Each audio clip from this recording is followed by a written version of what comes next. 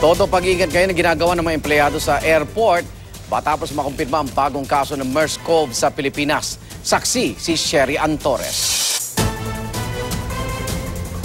Business as usual sa mga paliparan sa kabila ng pangamba matapos magpositibo sa MERS-CoV o Middle East Respiratory Syndrome coronavirus ang isang dayuhan sa bansa.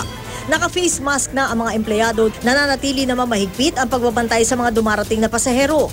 Lahat dumaraan sa thermal scanners at nagpi-fill up ng health declaration checklist. Kumpleto rin sa health advisory sa paliparan. Nakapaskil doon ang mga mahahalagang impormasyon tungkol sa sakit, mga sintomas nito at mga hotline na dapat tawagan. Nare-require na kayo, sir, na mag-suot ng face mask o sarili nyo lang? Ano lang, sir, yung binibigay lang ng management, protection sa empleyado. Patuloy naman ang pagtutok ng Department of Health sa dayuhang nagpositibo sa MERS-CoV.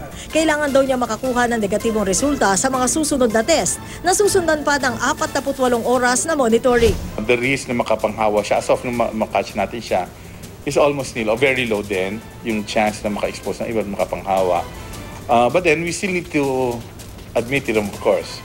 The only indication that we can discharge him is pag nagkaroon na siya ng 2 negative results. 4 na araw na siyang nananatili sa RITM o Research Institute for Tropical Medicine matapos ma-admit noong July 4. Bago siya magpuntang Pilipinas, galing muna siya sa Dubai bago nag-stop over ang kanya eroplano sa Saudi Arabia. Taliwas naman sa nauna nilang inanunsyo, hindi na kailangan pa i-quarantine o i-trace lahat ng 200 pasaherong kasama sa eroplano ng dayuhang nagpositibo sa virus. Prioritizing na lang yung may tinatag tayong 3 rows in front, 3 rows at the back, on the sides.